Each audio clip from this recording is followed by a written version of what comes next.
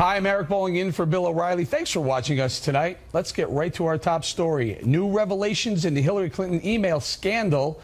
About 300 pages of emails released Tuesday are raising questions about quid pro quo relationships between Clinton Foundation staffers and Hillary Clinton's State Department.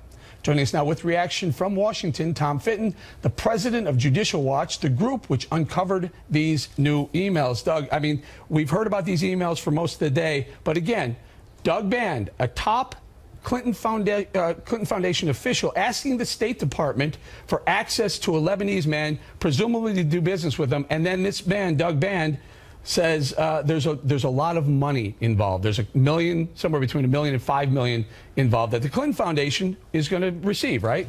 Yeah, Shigori, the name of the man is Mr. Shigori, and he's a billionaire. He gave between $1 million and $5 million to the Clinton Foundation, committed to $1 billion program associated with the Clinton Global Initiative, which is also part of the foundation. And so the Clinton Foundation's top operative, Doug Band, communicates with Clinton's top aides at the State Department saying he wants to talk to someone, your top guy, about Lebanon. And, you know, he says he's important to us, which translates to most normal people as he's important to us because he's a big donor to us. And so people have raised the issue is, why is it that Mrs. Clinton, who promised to stay out of Clinton Foundation business, almost immediately the Clinton Foundation and her top aides are trying to take care of a Clinton donor? Now, if you read some of these emails, it sounds like this Doug Band is telling whom Abedin in this instance who's working at the time, at this moment for Hillary Clinton, telling her what he wants her to do, and she's responding saying, yes, I'll do that, I'll get that done. That is the very definition of quid pro quo, especially if you tie in that money, the $1 to $5 million. Exactly, and Abedin and Cheryl Mills, who was also involved in this process, had been closely associated with the Clinton Foundation. In fact, Abedin later went to work for the foundation while working for the State Department at the same time. So this is working hand in glove, and Mrs. Clinton promised, in order to get it confirmed as the Secretary of State, to keep the Clinton Foundation out of State Department business, and those rules and that promise and that ethics agreement was violated almost immediately. Can you, Tom, can you lock down these timelines? So there people are pushing back saying, hey, maybe the time didn't line up right, but these things happened from January of 2009 when Hillary Clinton was Secretary of State, during her 4-year term, right? Yeah, this is all during her term as State Department. She was at the State Department. Doug Band talked to her former colleagues at the State Department from the Clinton Foundation, now at the State Department, to get this favor done for Mr. Shigori. There's also another email where the subject line says, a favor. Someone was seeking a job at the State Department. Band wanted some follow-up on that, and he was told there was follow-up. We don't know if it was a donor or just an associate or a friend, but once again, if you knew the Clinton Foundation, had a friend at the Clinton Foundation, or were a big donor to the Clinton Foundation, you got a favor done, which was special access to the upper reaches of Hillary Clinton's State Department. All right, one more question. Who agreed, who thought would be a good idea, and who agreed, who signed off on whom Abedin being able to work for not only the State Department, but simultaneously work for the Clinton Foundation? I mean, I don't know if it's a conflict or corruption, but someone had to sign off on that, right? Yeah, later we found the document. We thought initially it was signed by Hillary Clinton because her name is on the form, but Cheryl Mills, her chief of staff, signed it for her. So, again, approved at the upper reaches at the State Department. Wow. I mean, and Mills, by the way, later went. Yeah, go ahead. Mills, by the way, later went to work for the Clinton Foundation and is now with the foundation. Honestly, the incestual relationships between these two, there's more to come, I'm guessing. Tom, thank you very much. Thank you. Joining us with more on the legal implications of all this, Fox senior judicial analyst Judge Andrew Napolitano. Judge, you're listening to this. We're shaking our heads, going, how much? This is almost textbook. Quid pro quo. Right. If it weren't so tragic, it would almost be laughable that the right hand permits the left hand to engage in this. What we have here, not only from Tom's work, and by the way, he's a single-handed, dedicated person who exposed all this by filing these Freedom of Information Act lawsuits. What we see here is a regular, consistent pattern of foreign governments, foreign entities, and foreign persons coming to the Clinton State Department and asking for favors. Favors she is lawfully allowed to give. An exemption from this rule, permission to do that, the opportunity to purchase this. And then after the favor is issued, formally using the formal power that the federal law gives to the Secretary of State, huge contributions are made to the Clinton Foundation, and in some cases, huge speaking fees to Bill Clinton himself. By huge, $750,000, $500,000 to former President Bill Clinton, the husband of the Secretary of State, for a 35-minute speech. Let me tie that up even further. These things happened after 2009. Right. Bill Clinton has not been president for 9 years at that point. Right. Yet his speaking fee went from $100,000 to $200,000 up to $500,000 and above 9 years after he left. But it happens to coincide with Hillary Clinton's time, 11 of the 13, of course, during her time as State Department. Because he's not only producing a speech, he's producing some exemption from American federal regulation or some opportunity in America for these people that are hosting the speech that only his wife can give.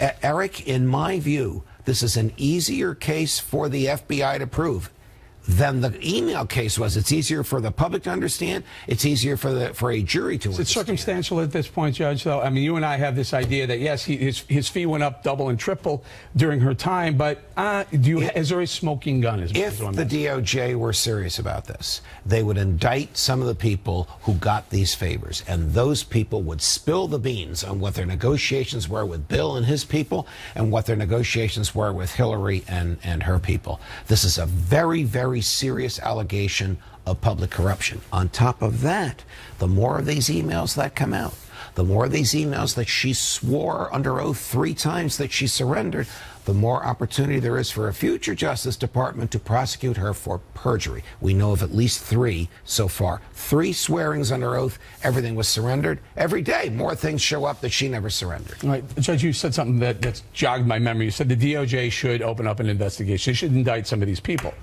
Now, we just went through the DOJ saying they weren't going to indict Hillary because the FBI said the recommendation was not to. Is this going to be another James Comey, yeah, we did an investigation, we'll turn it over to you, DOJ, and Loretta Lynch saying, we're not going to indict? I'm sorry to say that I fear that.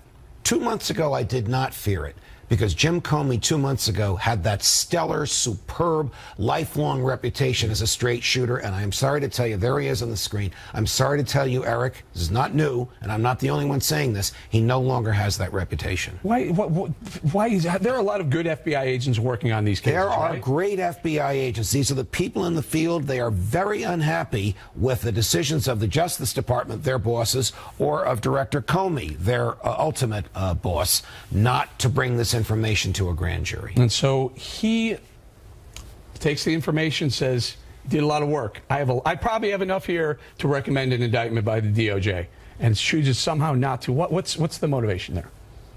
To elect Hillary Clinton president. Not on Jim Comey's part, but on the part of the higher-ups in the DOJ. Look, this meeting with Bill Clinton and Loretta Lynch at the Phoenix airport. Comey, though? This what was happened to Jim Comey? This was not an accident. Everyone loved James Comey. Correct. Everyone said he's, like you just said, he's an honest, straightforward, great lawmaker. He's the top cop in the FBI. What happened? What's going on? I am as frustrated with you as you. Not with you. Forgive me. I'm as frustrated as you are, Eric, trying to figure out what happened, and I don't know. We may not know until the history of these times is written. No, Judge, we're going to leave it there. Thank you very much. You're welcome.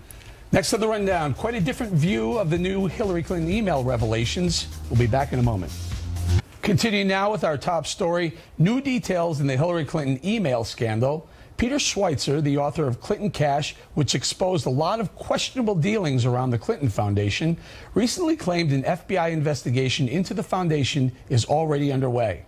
I can't go into detail, but I can tell you on personal experience that I know the FBI is investigating the Clinton Foundation. They're doing it now. They're doing it today. Have they questioned you, if you don't mind me asking? I'd rather not talk about that, but they are doing it at present. Joining us now with reaction from Washington, former State Department official David Tafuri. David, if you did this in the business world, what we understand has been done with the Clinton Foundation, you go to jail. Well, I don't know about that. You have to. mention specifically what you're talking about. Here's what I'm talking about. There are a lot of different things related to dropping money into a group so that you have access to someone else so you can do a business deal, ingratiate yourself, and make money off that business deal. Add in that the State Department is the broker of this. This is, I mean, look, I'm not at the DOJ, but I got to say I want to know a lot more about what goes on with the Clinton Foundation. Well, let's talk about these two new emails. You have to ask two questions. One, is there anything new in these emails? And two, is there anything wrong, either unethical or illegal about these two emails? The answer to both questions is no. These emails show almost nothing that is new.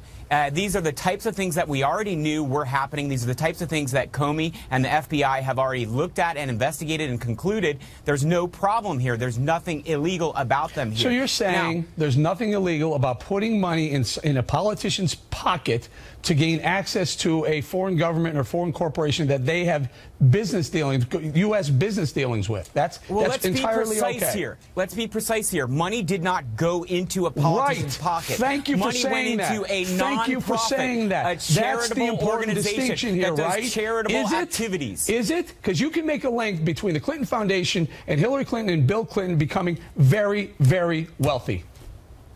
Well, make that link, because nobody has been able to make that link. This is a charitable organization that does charitable activities. Here's the link. That's number one. That's important. Here's the link. But there's another thing that's very important. A lot of their expenses, a lot of their housing expenses are paid for in the Clinton Foundation. It's like saying, I'm going to put money in this pocket, but I'm going to take money out of this pocket. Therefore, I didn't spend as much money because I still have the money in this other pocket. Wrong. You're still spending the money, the pool of money. Look, the IRS forms for this charitable organization are public. People have combed through them. You can look at the expenses. Nobody has come up with any specific expenses that show that the Clintons got reimbursed for travel or anything else that wasn't related to charitable activities. We need to be precise when we talk about this rather than just throw out allegations without precise evidence. And again, the FBI has looked at all of this. Let's trust the FBI and its director, who is above any scrutiny, and trust their conclusions about this. Okay, I'll give you another one. Ready for this one?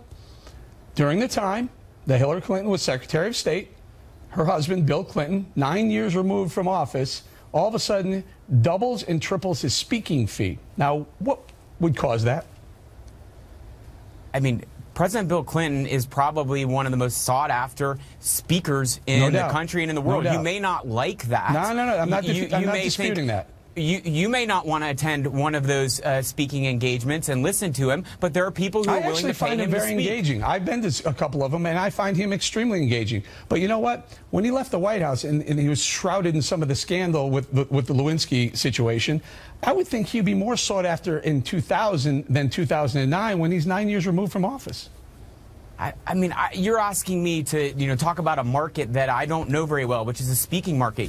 I find you very engaging. I would go to an event where you got paid to be a speaker. If all of a sudden my fee went up by triple, I would say, it kind of coincided with these emails showing that there was some access provided by my wife, I would say maybe there is some sort of, monetary benefit by myself from her State Department job.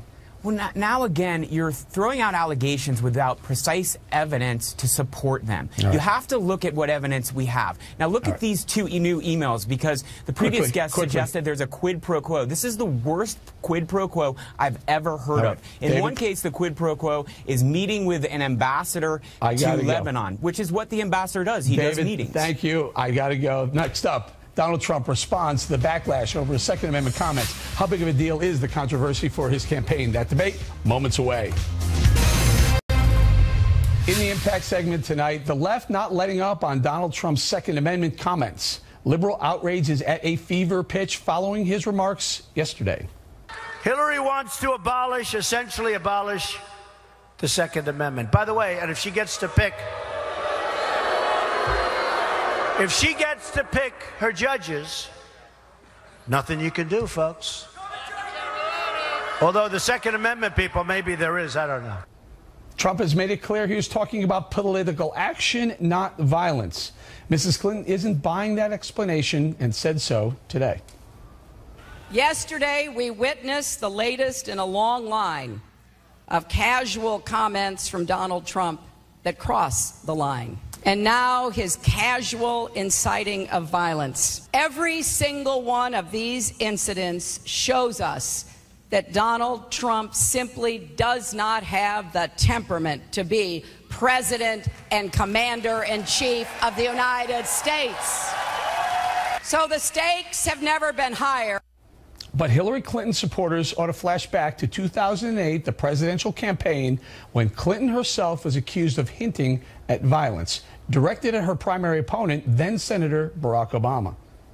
Now, my husband did not wrap up the nomination in 1992 until he won the California primary somewhere in the middle of June, right?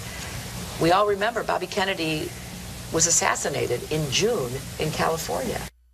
Joining us now with reaction from Dallas, Trump campaign spokesperson Katrina Pearson, and from Washington, Republican strategist Ashley Pratt. Now, Ashley, I'm going to put you on the spot here a little bit. I know you're not a Hillary person, but you're an anti-Trump person.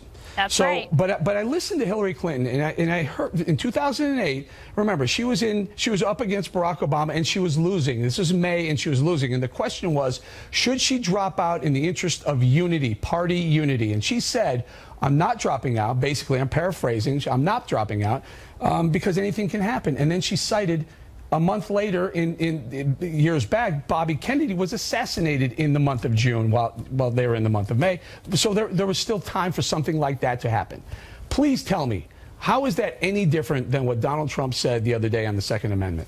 Well, it's a lot different, and I'm not going to defend something that she said, as well as I'm not going to defend what he said last night. Look, Eric, a president's words are incredibly important. They can start wars. They're important for global, attitudes towards us. And at the same time, Donald Trump is the nominee for President of the United States. So when his language is as loose as it is indefensible, as well as, quite frankly, pretty dangerous. And I think, based off of what he said last night, his comments prove one of two things: either that he's exceedingly reckless or that he's exceedingly unaware of the impact that his words do have on people. So joking or not, he needs to really clarify what he's saying, but this seems to be a pattern with him because of the language that he chooses to use. His rallies, his comments have all incited violence in the past. We've seen a senior advisor from him say that Hillary Clinton belongs in a firing line. I mean, there have been statements made by the campaign that just seem to make it seem like a big joke, quite frankly. Okay, what about it, Katrina? Has the candidate decided that he's going to pivot? I mean, he doesn't strike me as the type of person that wants to pivot or will pivot, but is this the plan? Well, I believe it was General Bob Scales who said war is not caused by hot air, which is what the never-Trumpers and the media would like for you to believe. And I'll also note that the media, when these previous controversies, many of them made up by the media, they said, well, if the campaign would just respond more quickly and get it out of the way, well, guess what? The campaign responded immediately clarifying those statements because Mr. Trump has always talked about Supreme Court picks and the Second Amendment because Hillary Clinton will pick up and put in horrible Supreme Court justices that will go after the Second Amendment piece by piece. So this was really nothing new, and it was clarified immediately. So the answer is no. Donald Trump is not going to stop talking about the Supreme Court. He's not going to stop talking about the Second Amendment. And look, the media and the never-Trumpers are going to sit there and they're going to wait and they're going to look for something right out of the DNC playbook that WikiLeaks released on page 6, message number 1 for themes: violence. They look for it and they try to promote it, Katrina, and it's not going to work. Katrina, it is very important to note there one important thing you said, that he had to clarify it. He's the tell-it-like-it-is candidate, right? Why is it that every time the campaign, including yourself, has to come out there and clarify what he has said? Hold on, because the media will push out there any headline that they want. So we absolutely have to clarify because they're not going to determine our message. Hold on one second. Ashley, Hillary Clinton had to clarify her comment. In 2008, the soundbite we played, she had to come back very quickly and say, try and clarify and said what I intended or didn't intend, and then said, and then apologize. But, so for Hillary Clinton to make the comment that Donald Trump shouldn't be using these words, as you point out, she's guilty of the same thing. Yes, and that doesn't make one okay for the other to do. But we're down to two choices, Ashley. Those are the only two choices we have left. And that's fine, Eric, but guess what? I think they're both temperamentally unfit. I think one is reckless. I think one is dangerous. And I think that goes both ways. The things that they say incite things in people that I don't think are great. But look, here's the issue here. The media held her accountable in 2008 and is holding him accountable for things he says. And maybe they'd spend more time focusing on her emails and that whole scandal if he didn't blow up at every single thing and run his mouth. Because he's taking the focus off of her deliberately because he flies off the handle. You're assuming he meant violence. I'm going to give this to Katrina. Go ahead, Katrina. Am I wrong here? No, you're absolutely right, and that's my point. You know, as I've said earlier today, Donald Trump could sneeze, and CNN would run a headline for 4 days saying that Donald Trump attacked the environment. Then they would bring on a bipartisan EPA reporter saying that, yes, he's trying to take out the world. I mean, this is the kind of nonsense and absurdity that we're dealing with on the Trump campaign from the media with the help of the Never-Trumpers, by the way. We have been talking about espionage, devils, and babies for crying out loud when the real violence out of his rally. Are people that have been supporting these unconstitutional wars, arming the enemies, killing tens of thousands over the last few years, and we're talking about Donald Trump being a threat to the United States? Because of what he says, Katrina, the media would focus on those serious issues if, in fact, your candidate didn't go out there and say stupid things. That's what we've seen in this campaign, Ashley. Ashley, let me ask you this, Ashley. We're going to do a segment later in the show talking about how the media treats both candidates, and Media Research Center tells us that there's 5 times the amount of coverage of Donald Trump's Second Amendment comments than there is about Hillary Clinton's having Sadiq Mateen, the Orlando terrorist father, sitting right behind her. And her campaign really took a long time, if they even ever pushed back on having that guy in the audience. Now, maybe if his comments weren't as ridiculous as they were and as inflammatory as they were, they would have spent more time or equal time covering it. But the point is, he's the one doing this to himself. He gets off message, and then this is what ends up happening. And look, I, as a Republican, for the last 8 years, have joined in that messaging of blaming the liberal media because at times it can be hostile towards Republicans. But guess what? When someone needs to be called out for their outrageous rhetoric, it is their job to hold people accountable. So yes, they should be doing the same for Trump and Clinton. Right, but he does himself no favors by saying what he does and flying off the handle. A quick final thought, Katrina, to you. Well, look, the operative term actually just used is maybe. Maybe if this, then that. And that's simply not the case this election cycle. And it's not just media research centers. Everyone, it's obvious. They're not even trying to hide it anymore, that the media bias that's going on in this campaign. Well, and your like candidate has received significant coverage, Katrina, then, and has benefited from it. It doesn't matter, Ashley, what Mr. Trump says or does. They will find something to talk about. And as a Republican, you are sitting there helping Hillary Clinton, someone that actually defended nice spin, Katrina. hostage I'd rather help Iran. none of them get elected because they're both dangerous and reckless. All right, we'll leave it right there. There's a good opportunity to leave it right there. Against Donald Trump. Katrina and Ashley, great debate. Thank you very much. Directly ahead, new polling shows Donald Trump losing some ground with Republican women, but Monica Crowley says he can still quickly turn things around. She joins us right after this. In the election 2016 segment tonight, Donald Trump's standing with Republican women and on national security, plus a mystery around the death of a Democratic National Committee staffer. First, as you may know, 50 Republicans signed an open letter this week arguing that Trump would put America's security at risk if elected president. Former CIA and NSA Director Michael Hayden is explaining why he is one of the signers. We felt duty-bound to issue, frankly, a warning that if he governs the way he talks as a candidate, and again, we see no evidence that he won't, he would be quite a danger to an American and global security. Joining us now to analyze, Fox News contributor Monica Crowley. We'll start on that first one there, Monica. The 50 GOP officials say they can't handle Trump. Let me start by saying that Democrats never, ever do this. Okay, they always come together to win, or at the very least shut up. Witness Bernie Sanders and his supporters. Republicans constantly indulge in the circular firing squad, and it is disgraceful. That's point number one. Point number two, most of these people are veterans of the George W. Bush administration, so take what they're saying with a grain of salt. They do have an agenda. They are part of the bipartisan ruling class that helped to get the United States into this position of international weakness. Where were they for the last, let's say, 15 years, Eric? They missed 9/11. They kept the borders open. They missed the rise of China. They missed the rise of Putin, or at least failed to deal with him in an aggressive way, to stop marching through Crimea and Ukraine and so on. These are things that happened before the advent of Barack Obama. But the responsibility for teeing up the table lies largely with them. A lot of people By the way, say, where were they for the 4 years when Hillary was Secretary of State? Well, I think that's what I was just going to say. A lot of people are saying they're kind of Hillary Clinton Republicans. Well, they didn't really register concern for the 4 years when she was in there and had responsibility over national security. Because she voted for all the conflicts and wars we got into. She voted in favor of all those. Where were they on Benghazi? Where were they on Libya? Where were they on Iraq and Iran and the Russian reset and all of the things that were her portfolio? They didn't raise a lot of issues then. Why? Oh, right now, because they're with her, to coin a phrase. Is it smart for a general to be weighing in like this on a candidate that may end up he might be president? Now you have on record internationally that a 4-star general says this guy is dangerous. Right. Well, look, they can say whatever they want, obviously, in America.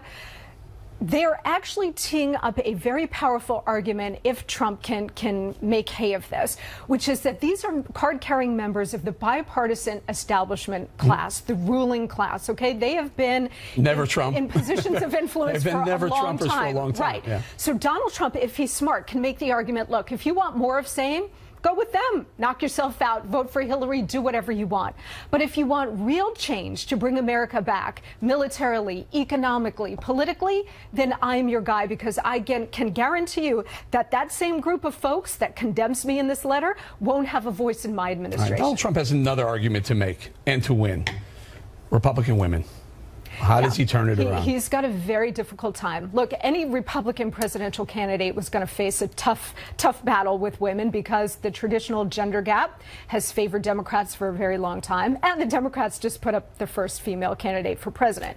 So he was going to have a challenge, but his gender gap has even been bigger. So I think going forward, what he needs to do is tease out his broader message and say, look, all of these issues are women's issues. Strong economic growth, putting Americans back to work, rebuilding our military, defeating Islamic terror. Jobs. These are issues that everybody cares about, regardless of your gender. Most women I know don't vote on the basis of their private parts. They vote on the future of the country. I'll tell you what's important to women. Wages. Wages have been stagnant for 8 years. That this is the area he could say, hey, we're going to figure out a way to get wages up. Not a bad way to do that. Third topic. One of my favorite topics of the day. Julian Assange now says that he may have more leaks, more whistleblowers. Now, there was a staffer who was killed, a DNC staffer who was murdered in D.C. People are trying to make the link between this DNC staffer, Seth Rich, and WikiLeaks. Your thoughts? Well, we don't know, obviously, what the facts are. I found it curious that Mr. Assange spoke on Dutch television yesterday and alluded to that fact. Let's listen to it.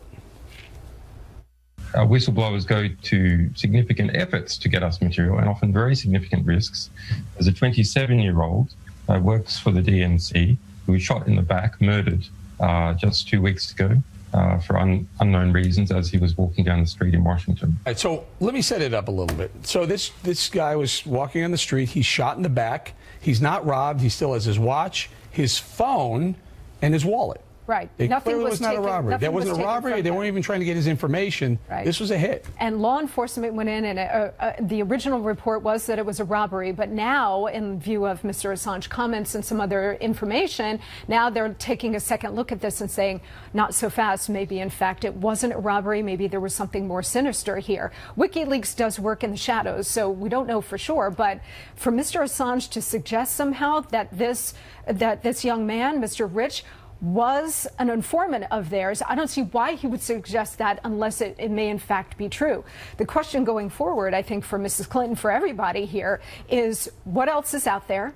Who has it? Whose life may be in danger? It's like an episode of Homeland. And yeah, maybe worse in some ways. So I was talking to my friend Nate, and he said, I told him about the story. Nate says, yeah, D.C.'s dangerous. I said, dangerous? He was shot in the back, and he kept all his money.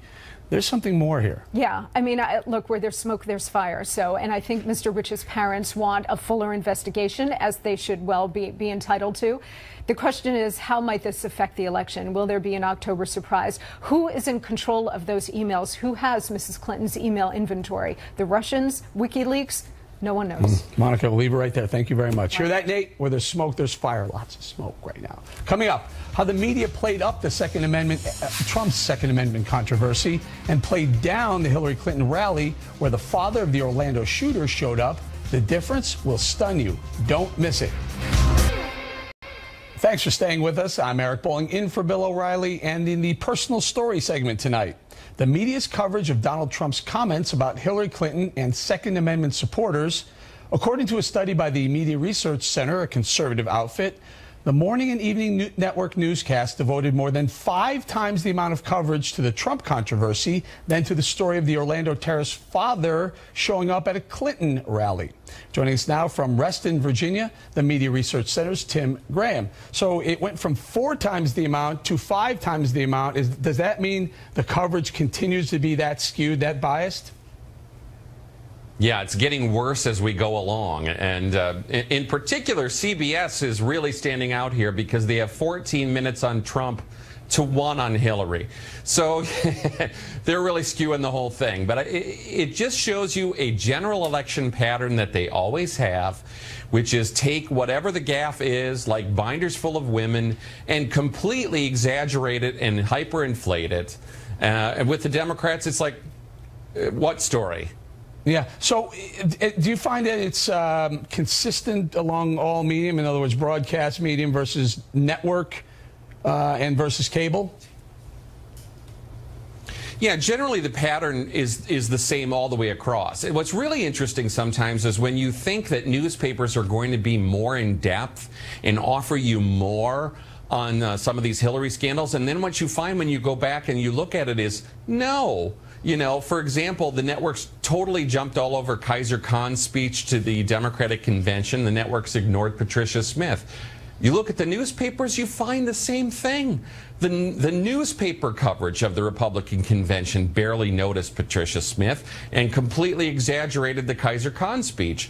So this is what you find, whether it's print, whether it's broadcast, whether it's cable news of the liberal persuasion, you're going to get this overwhelming slant that basically always suggests to you this election should be over already. That's the kind of music and lyrics they like to provide in general election season. So it sounds like it's both. It's not only are they highlighting a negative, what they perceive as a negative story for Donald Trump, yes, so they're blowing that up big, which newscasts tend to do that, but also they're burying what has been perceived by many as a negative story for Hillary Clinton. So that's maybe more egregious. Well, and clearly these are 2 candidates who are both unpopular. Both of them are perceived as not tremendously honest. I think Hillary's presented as more dishonest, and the networks on the, again, present her as utterly uncontroversial. They like to describe Trump as abnormal and Hillary as normal. Hillary in no way is normal. She is the wife of an impeached, disbarred president, with trainloads of corruption. And they're presenting her as normal in this election. And so many Americans just aren't buying that, and they're not buying the media bias. But Tim, this isn't new, though. There's been a media bias, this kind of skew going on for a really long time.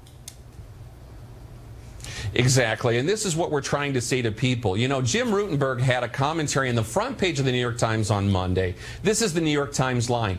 Donald Trump is so uniquely horrible that we all have to ensure his defeat in the news media. But the funny part was that they pretended this has never been done before. We have never skewed the general election before. This is just what they do, and it's still deplorable. All right, Tim, we're going to leave it right there. Thank you very much. Straight ahead, a sickening crime in Philadelphia after an illegal immigrant is released by police. Now he's charged with raping a child. The full story next. In the back of the book segment tonight, putting a stop to sanctuary cities. A horrific story out of Philadelphia involving 45-year-old Ramon Aguirre Ochoa, an illegal immigrant from Honduras. He was deported from the U.S. back in 2009, but he came back. And after facing local criminal charges in 2014 over another incident, ICE made a detainer request with Philadelphia officials to take him into custody and deport him yet again. But Philadelphia defied that request after the criminal charges were dropped and let Aguirre Ochoa go free. In a sickening development, he was arrested again late last month, accused of raping a 13-year-old or under child. Joining us now with reaction, Pennsylvania Senator Pat Toomey, who's helped lead the charge against ending sanctuary city policies. Thank you for joining us, Senator. Now, for a long time, you know, Bill O'Reilly has been pushing the Kate Steinle story, pushing the Kate's Law, which I think you were involved with as well. Tell us what is the latest. This is a sanctuary city bill in addition to the Kate's Law legislation. You know, Eric, you really need both. You really need both because Kate's Law makes all the sense in the world. It says after you've come here repeatedly, illegally, you've been deported, and in addition you've committed violent crimes, then you're going to be subject to a stiff statutory minimum. But the reason you need the sanctuary cities law, right, to end sanctuary cities, is because you need to be able to grab these guys. What happened in Philadelphia, this appalling disaster, this monster raped a child, and he never should have been here. And the folks at ICE didn't want him here. They had asked the police department of Philadelphia to hold this guy until they could send an agent to pick him up and deport him.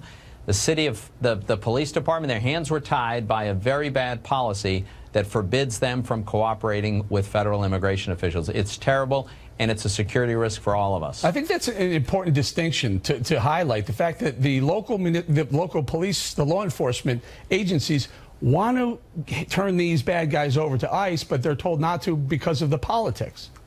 Absolutely, Eric. I don't know a single police officer who supports these sanctuary city policies.